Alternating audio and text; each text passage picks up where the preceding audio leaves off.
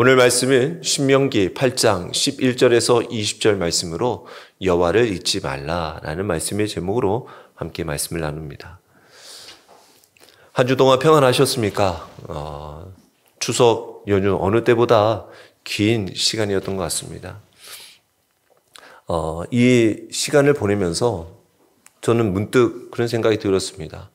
우리가 잊어버리지 않고 기억하고 또 이렇게 감사하며 살아가는 것이 얼마나 좋은가 이런 생각을 해봤습니다. 명절을 보낸다라는 거, 또 우리 서로를 돌보고 격려하고 위로하고 살아가는 거, 이거 하나님의 은혜이다라는 것이죠.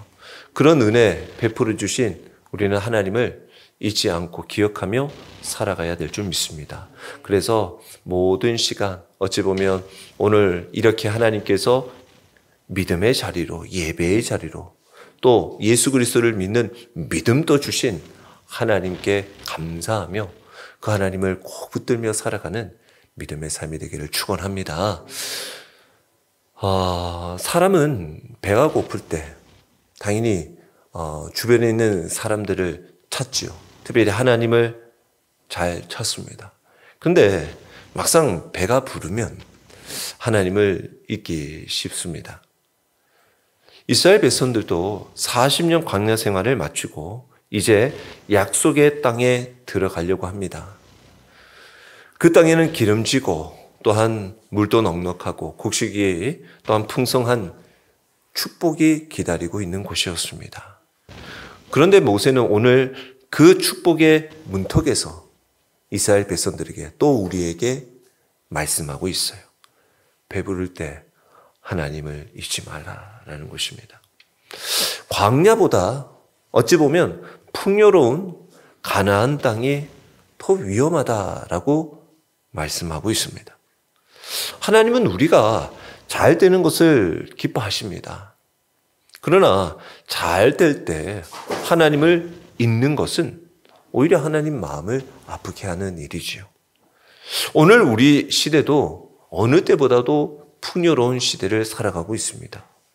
편리함도요, 정보도 많고 또 물질도 모든 것이 참으로 넘쳐납니다. 하지만 이 풍요가 우리가 하나님께 향하는 그 신앙, 그 믿음의 열정을 쉽게 만들고 있지는 않은지, 또는 기도와 감사가 사라지게 만들 때가 많이 있다라는 것이죠. 태풍 후에는 감사한데 맑은 날에 오히려 망각하는 우리들의 모습이 있습니다. 어떤 교회에서 태풍이 와서 그 태풍으로 인한 바람으로 교회 지붕이 날아가 버린 거예요. 교회 지붕이 날아가니까 비가 오고 하니까 전기도 끊기고 물이 들어와서 정말 도저히 예배도 드릴 수 없는 상황이었어요. 그때 많지 않은 교인들이 모여서 그 전기도 없는 가운데 다 그 수의 피해를 복구하고 근근히 촛불을 좀 모아가지고 피워 둘러 앉아서 예배를 드릴 때는 하나님 이렇게 촛불로 불을 밝혀 하나님께 예배 드릴 수 있게 해주셔서 감사합니다 라는 그런 고백들이 있었어요. 그리고 하나님께 기도했고 그 고난 가운데서도 하나님을 찾았더니 그래도 하나님께서 이곳저곳에서 돕는 손길을 주어서 또 새 예배당을 세워 나갈 수 있었습니다. 모든 것이 이제 회복이 됐고 감사 예배를 드렸습니다. 하지만 어찌된 판국인지 시간이 지날수록 점점점 예배의 참석자가 줄기 시작합니다. 평안함 속에서 오히려 기도를 잃어버리고 감사가 사라지고 있더라라는 것이죠. 그러자 목사님이 그런 얘기를 하더라는 것입니다. 태풍이 우리 신앙을 무너뜨린 것이 아니라 오히려 맑은 날이 우리 신앙을 무너뜨렸구나라는 거예요. 배고픈 것이 무서운 것이 아니라 오히려 배부름이 더 우리에게는 위험하구나. 고난보다 더 위험한 것이 풍요이구나. 풍요는 신앙을 약하게 만들 수도 있구나. 그래서 하나님은 말씀하시는 거예요.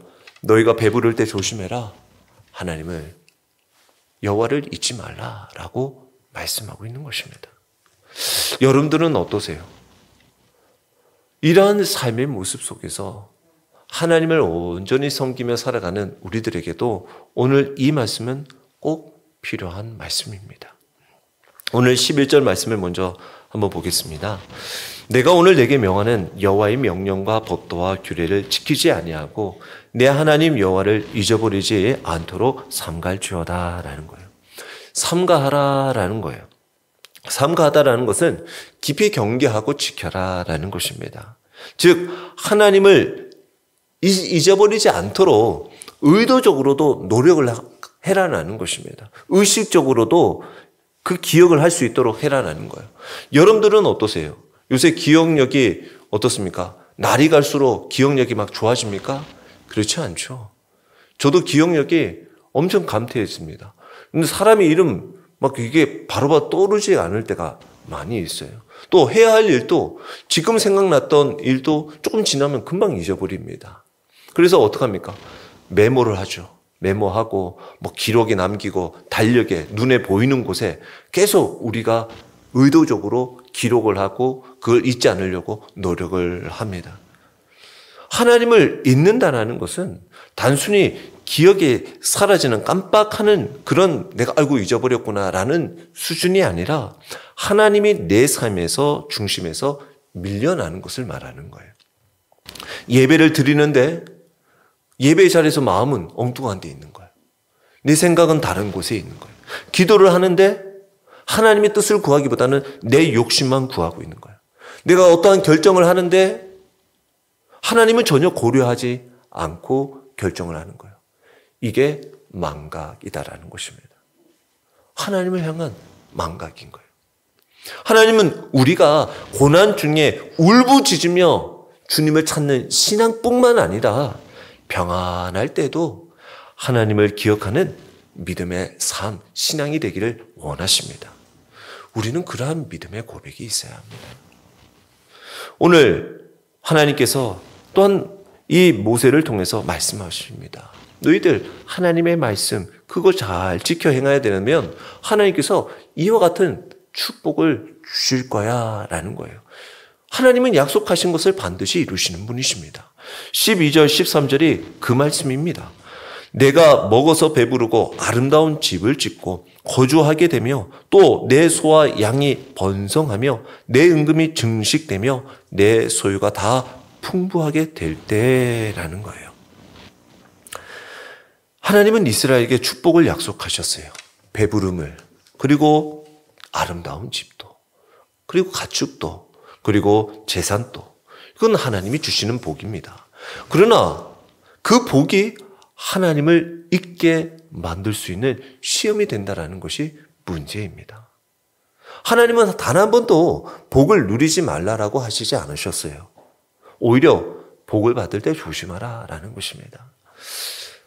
많은 학자들도요, 유능한 학자들, 하버드 대학교에 있는 유명한 교수들도 이러한 관계에 대해서 연구를 했어요.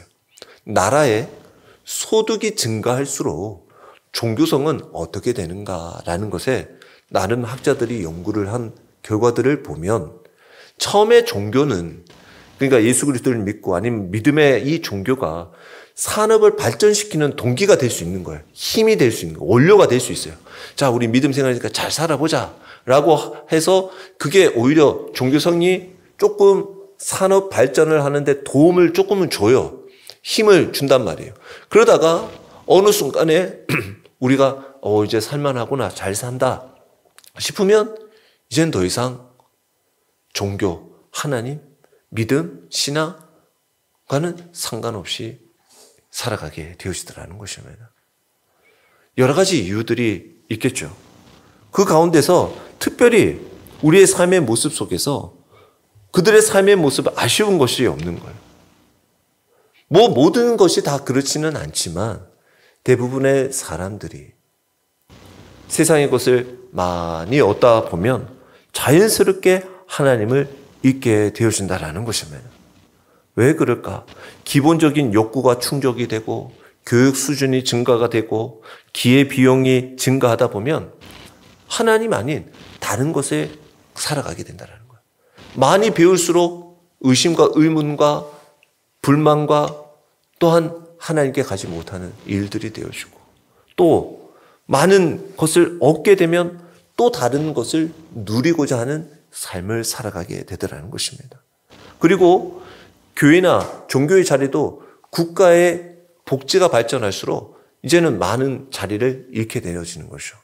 예전에는 돕고 섬기는 일이 교회에서나 우리 많은 그런 종교에서 그런 일들을 감당했다면 나라에서 이제 너무나 잘 복지를 해주다 보니 이제 전혀 교회도 하나님도 필요 없는 그러한 삶을 살아가게 되어지더라는 것입니다.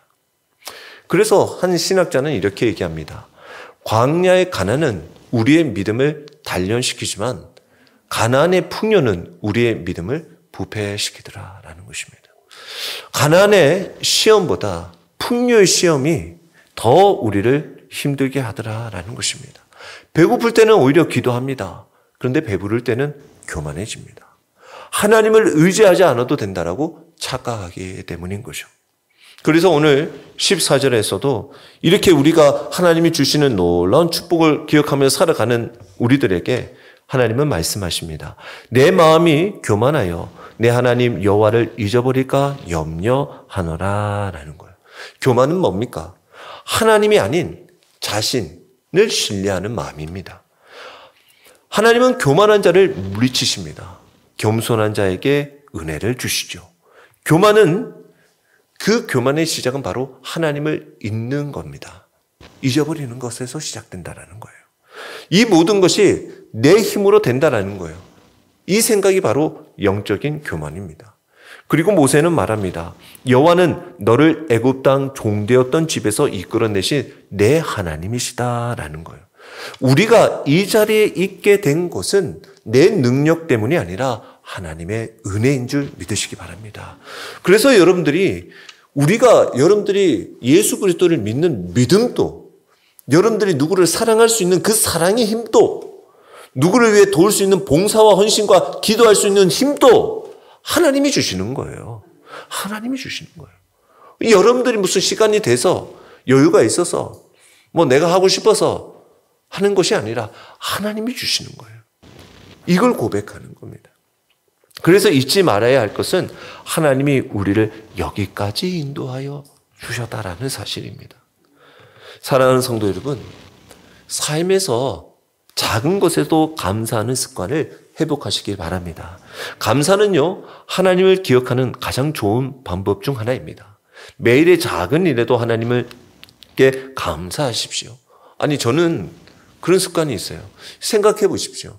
제가 오늘 또 주부를 인쇄하면서 프린터가 고장이 안 난 거에 너무나 감사한 거예요. 한 번씩 프린터가 말썽을 피울 때가 있어요. 뭐 종이가 겹쳐서 나온다든가 아니면 뭐 말썽을 피워서 막 이게 잘 프린터가 안 된단 말이에요. 그런데 주보 용지가 깨끗하게 인쇄돼서 나오면 그 나온 것에 하나님 감사합니다 라는 마음이 드는 거예요. 생각해 보세요.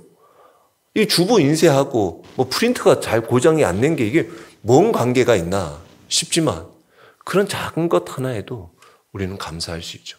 어디에 가서 주차하는 분들 같은 경우 주차 자리만 생겨도 감사할 수 있고 또 심지어 어디에 돌에 넘어져서 다치지 않는 것만 해도 또 감사할 수 있고 우리의 모습 속의 삶에는 이와 같은 감사의 조건들이 얼마든지 있죠. 왜 감사가 중요하냐? 이 감사가 교만을 막습니다. 감사가 하나님을 인정하게 만들어요. 하나님을 꼭 붙들 수 있는 마음을 간직하게 하는 거예요. 그리고 삶에서 예배를 우선순위로 삼으십시오. 예배는 하나님을 잊지 않기 위한 훈련입니다. 예배가 무너지면요, 신앙이 무너져요. 풍요로워질수록 예배의 중심을 지켜야 합니다.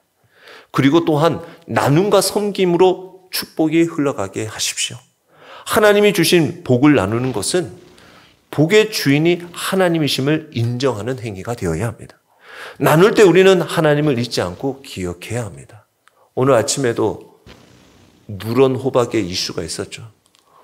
누런 호박 안 따고 거기에 우리 대한민국교회 이름 안 적혀 있으면 우리 것도 아니고 이미 그 울타리 밖에 있는 것이었기 때문에 우리는 처음 심을 때부터 애초에 그거 우리 거 아니다라고 생각했어요. 그러니 이제 여러분들이 하나님이 나눠주셨다. 하나님이 그분을 위해 주셨다. 고백하시기 바랍니다. 왜냐하면 괜히 그 사람 거 가져가서 그 사람에게 죄의식 여길 게 없어요. 우리가 죄인 굳이 만들 필요 없어요. 우리는 이미 나눠주기로 했기 때문에 하나님이 필요한 사람에게 주셨구나 라고 생각하면 되는 거예요. 그리고 그런 거 아쉬울 거 없이 그런 거는 잊으셔도 돼요. 그런 거는 잊어버려도 돼요. 하나님만 기억하는 삶이 돼야 돼요. 그래서 우리가 어떤 사람에게 주었다, 나누어 주었다, 그리고는 잊어버려야 돼요. 그거 아쉽게 생각할 것도 없는 것입니다. 하나님은 이스라엘 백성에게 배고플 때가 아니라 배부를 때를 경계하고 있어요. 풍요는 복입니다. 동시에 우리에게 오는 신앙의 시험이죠. 내 하나님 여호와를 잊어버리지 않도록 삼갈지어다. 우리가 잘 되고 평안할 때, 모든 것이 순조로울 때, 그때가 바로 하나님을 더욱 기억해야 할 때입니다. 하나님이 우리를 인도하셨고 지금도 함께 하시며 앞으로도 붙들어 주실 줄 믿습니다. 그와 같이 하나님을 꼭 붙드는 거예요. 사람의 기억은요, 은혜보다 어려움에 더 오래 머물러 있다고 합니다. 우리는 받은 은혜는 금세 잊어버리죠. 그런데 나에게 준 상처나 고난은 오래 기억합니다. 그러나 하나님은 우리에게 말씀합니다. 내 하나님 여호와를 기억하라 라는 것입니다. 지금까지의 모든 길이 하나님의 인도하였음을 잊지 말고 기억하라 라는 말씀입니다. 풍요로워질수록 은혜를 기억하라 라는 그 믿음이 필요하다라는 것입니다. 이어서 계속해서 우리에게 기억할 수 있는 그 어려운 가운데서 교만하지 않고 우리가 기억해야 할 일이 무엇인가를 하나님은 알려주고 계셔요. 15절 말씀입니다. 너를 인도하여 그 광대하고 위험한 광야 곧 불뱀과 정갈이 있고 물이 없는 간조한 땅을 지나게 하셨으며 또 너를 위하여 단단한 반석에서 물을 내셨으며 라고 말씀하고 있어요. 이스라엘 백성들이 40년 광야 생활을 하면서 그 광야는 사람의 힘으로 결코 버틸 수 있는 길이 아니었습니다. 버틸 수는 있는 길이 없어요. 힘으로는 견딜 수가 없는 길이었습니다. 그 광야에는 불뱀과 정갈, 물이 없는 땅이었습니다. 알다시피 불뱀 사건이 어떻게 일어나게 됩니까? 민수기 21장에 보니까 백성이 호른산에 출발하여 홍해길을 따라 에돔 땅을 우회하여 가다가 길로 말미암아 백성이 마음이 상하게 되었다라는 거예요. 좀 길을 조금 멀게 돌아가니까 백성들이 마음이 확 상해버린 거예요. 빨리 가나안 땅에 가고 싶은데 하나님께서는 시간에 하나님의 시간표에 맞춰 인도하고 계심에도 불구하고 이스라엘 백성들은 불만, 불평이 나요. 그래서 백성들이 하나님께 막 모세에게 원망을 합니다. 어찌하여 우리를 애굽에 인도하여 내어서 이 광야에서 죽게 하는가?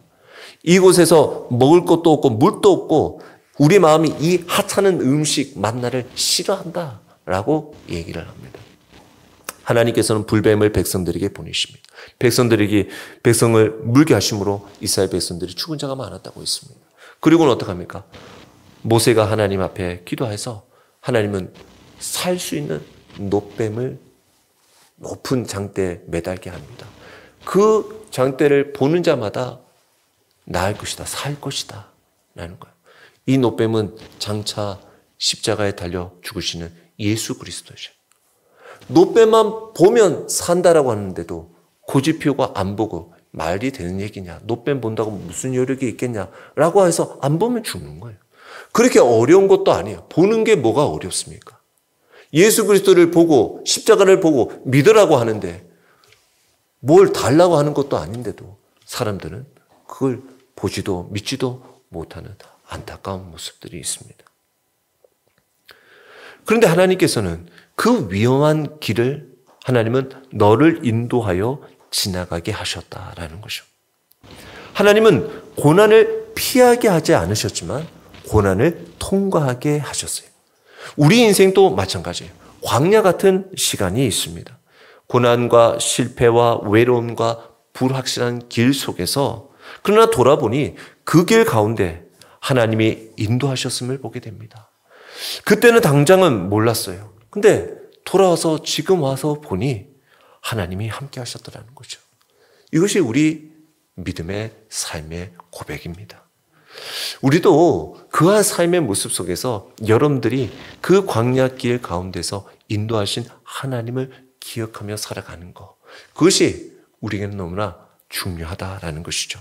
그리고 하나님이 베푸신 그 은혜가 어떤 은혜가 있습니까? 이어서 15절에 보니까 너를 위하여 단단한 반석에서 물을 내셨고, 그리고 16절에 내 조상들도 알지 못하던 만나를 광야에서 내게 먹이셨나니 이는 다 너를 낮추시며 너를 시험하사 마침내 내게 복을 주려 하심이었느니라 라는 것이죠.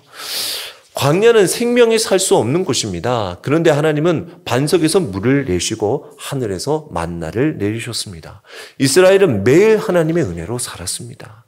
이 만나는 단순한 양식이 아니라 바로 하나님이 함께하고 계시다는 하나님의 임재였고 신실함의 증거였습니다.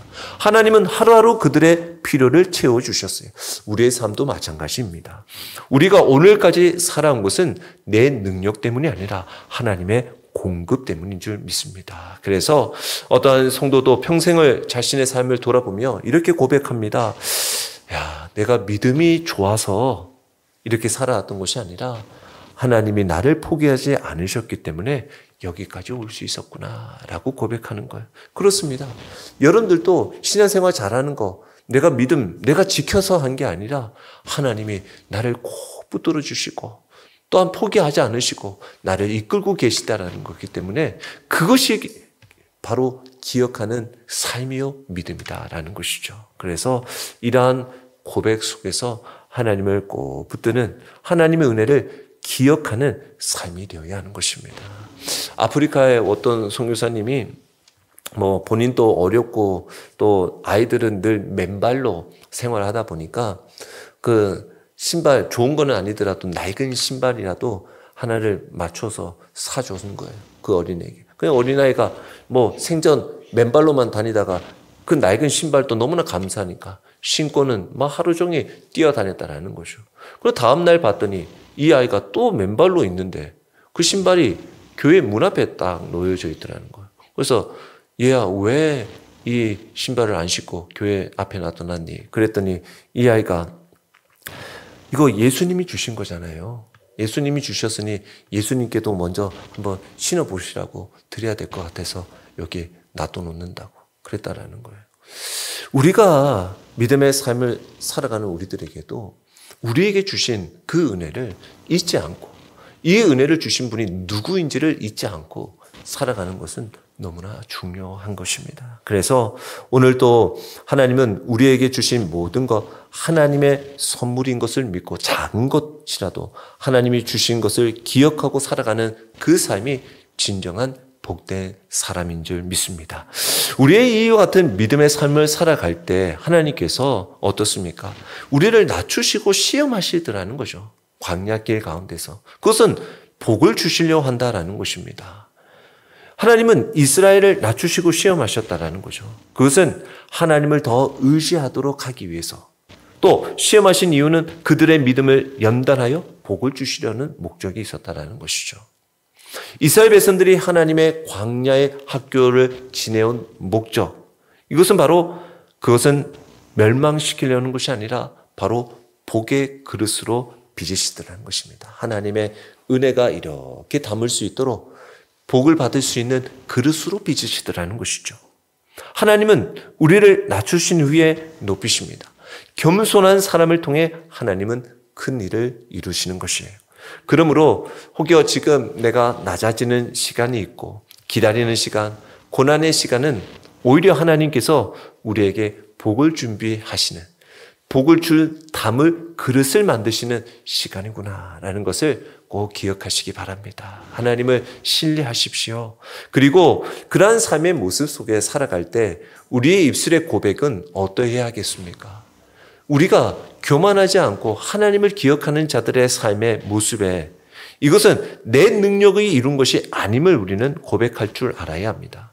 그런데 하나님이 주셨은 복을 오히려 17절에 오늘 말씀해 보니까 그러나 네가 마음이 이르기를 내 능력과 내 손의 힘으로 내가 이 재물을 얻었다 말할 것이다 라는 거예요.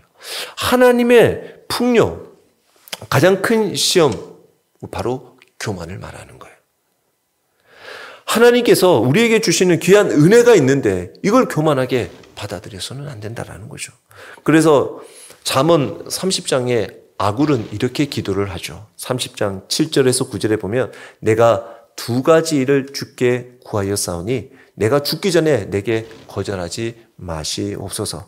곧 헛된 것과 거짓말을 내게서 멀리 하옵시며 나를 가난하게도 마옵시고 부하게도 마옵시고 오직 필요한 양식으로 나를 먹이시옵소서. 혹 내가 배불러서 하나님을 모른다 여호와가 누구냐 할까 하오며 혹 내가 가난하여 도둑질하고 내 하나님의 이름을 유혹되게 할까 두려워함이니이다 라고 말씀하고 있어요. 사람은 성공하면 쉽게 이렇게 얘기합니다. 야, 내가 열심히 했지. 그때 참 내가 이런 결정을 탁월하게 잘했어.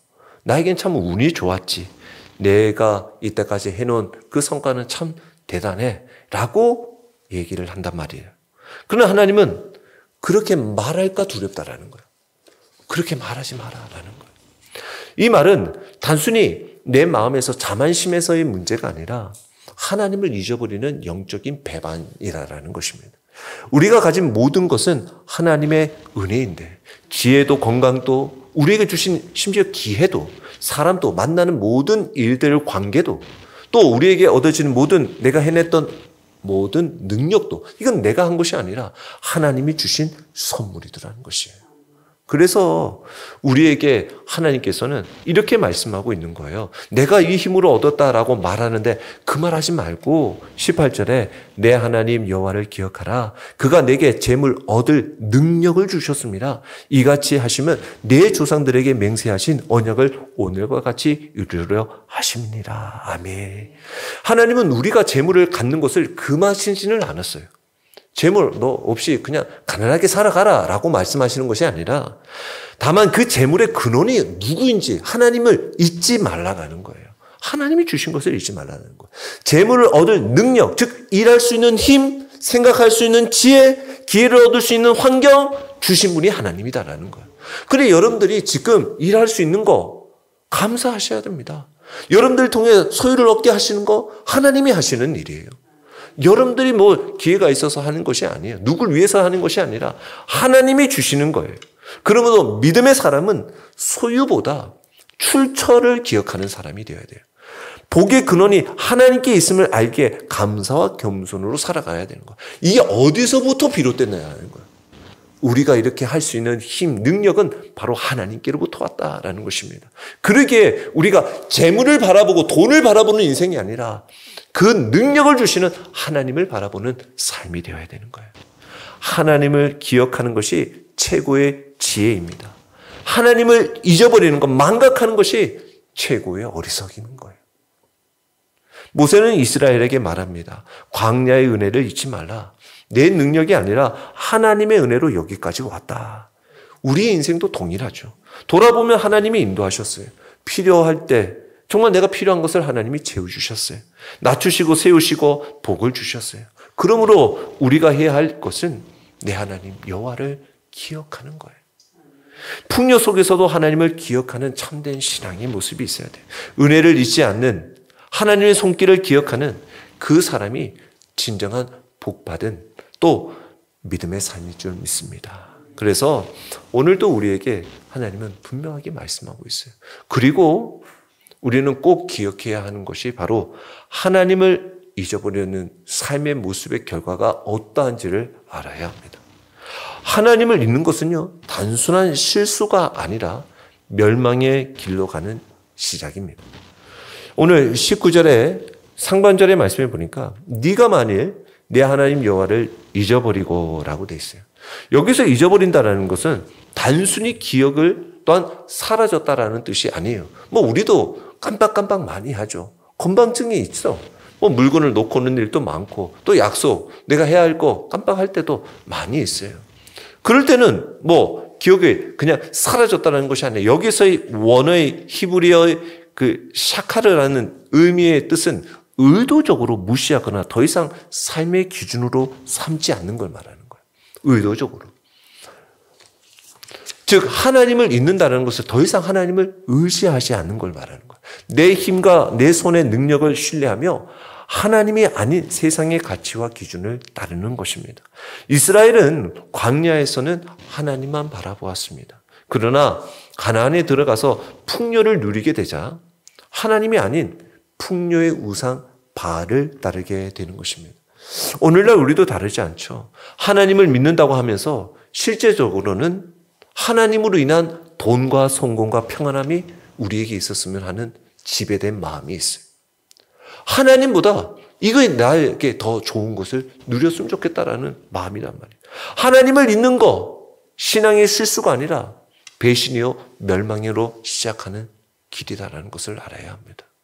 그래서 이 일들을 행하는 자들의 모습의 결과 잊어버리면 빨리 기억하고 돌아오고 깜빡했으면 다시 생각이 나야 되는데 잊어버린 자리에는 반드시 다른 것이 오게 된다라는 거예요.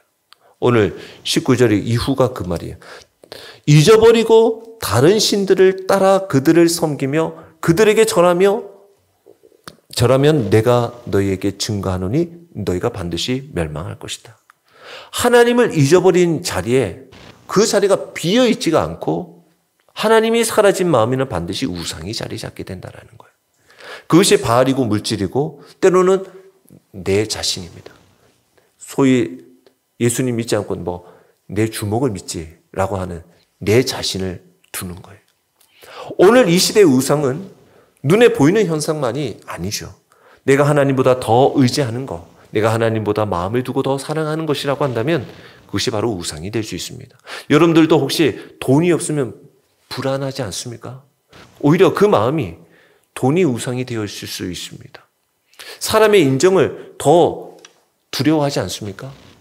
그러면 그 인정, 사람의 관계가 우상이 되어 있을 수 있습니다.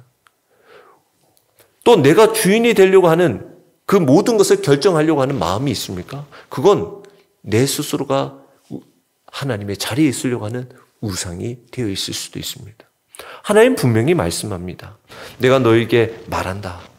너희가 반드시 멸망할 거다. 이 멸망은 길을 잃고 사라지고 완전히 무너지는 거예요. 하나님 없는 인생은 결국 무너지는 인생이라는 거예요. 풍요 속에서도 성취했음에도 마음은 공허하고 방향을 잃어버린다라는 거예요.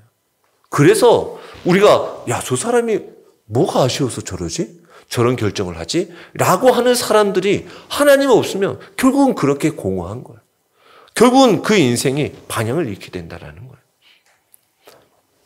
그래서 하나님을 잃은 자의 그 끝은 어떻게 되냐? 20절에 여호와께서 너희 앞에서 멸망시키신 민족들 같이 너희도 멸망하리니 이는 너희가 너희 하나님 여호와의 소리를 청종하지 아니함이라라는 거예요. 하나님의 말씀을 청종하지 않는 이방인들, 우상을 쫓아갔던 그 민족들, 결국 가나안의 우상 숭배했던 민족들을 하나님께서 심판하셨어요. 그것은 하나님을 버리고 다른 신을 섬겼기 때문입니다. 이스라엘도 만일 그 길을 따라가면 그들도 동일한 심판을 피할 수 없다라는 거죠. 하나님의 백성이라고 말씀에 순종하지 않는다면 예외는 없는 거예요. 하나님은 공의로우신 분이십니다. 이스라엘 역사가 이 말씀대로 그대로 이루어지죠. 하나님을 잊어버리고 우상을 따랐던 북이스라엘, 남유다는 결국 멸망하게 되었습니다. 근데 그 멸망이 하나님께서 멸망시키시고 싶으신 것이 아니라 그들의 삶에 결국 하나님께로 돌아오고자 하는 하나님의 놀라우신 뜻이 사랑이 담겨져 있는 것을 알 수 있습니다. 오늘 우리도 교회와 신앙의 이름을 가지고 있지만 하나님을 마음에서 잊어버린다면 결국은 우리는 믿음의 껍데기만 남은 그냥 종교인만 되는 거예요. 종교인만 되는 거예요. 신명기 이 오늘 8장의 전체적인 핵심은 바로 기억하라라는 거예요. 잊어버리지 말라라는 거예요. 8장 2절에도 보면 내 하나님 여호와께서 이 40년 동안에 내게 광야길을 걷게 하신 것을 기억하라. 오늘 우리가 읽은 8장 18절에도 내 하나님 여호와를 기억하라. 하나님을 잊는 길은 멸망으로 가지만 하나님을 기억하는 길은 생명으로 이어집니다. 광야의 그 삶의 모습 속에 하나님이 공급해 주시는 것에 늘 그 하나님을 감사하는 마음을 가지고 살아갈 때 우리는 교만하지 않을 수 있어요. 하나님의 말씀을 삶의 기준으로 삼아 살아간다면 매일의 결정의 행동에 주님이라면 어떻게 하셨을까라고 우리가 생각하고 판단한다면 우리는 하나님 중심의 삶을 살아갈 수 있습니다. 하나님의 영광을 위해 살아간다면 내 성공이 아니라 하나님의 영광이 목표가 될 때 우리는 우상을 찾는 일을 하지 않을 수 있습니다. 우상에서 자유로울 수 있다는 거예요. 하나님을 기억하는 사람은 어떤 환경에서도 무너지지 않습니다. 하나님을 잊은 사람은 풍요 속에서도 멸망할 수 있습니다. 오늘 우리가 하나님을 잊지 않고 하나님의 은혜를 기억하며 기억하는 신앙으로 살아가시길 주의 이름으로 축원합니다.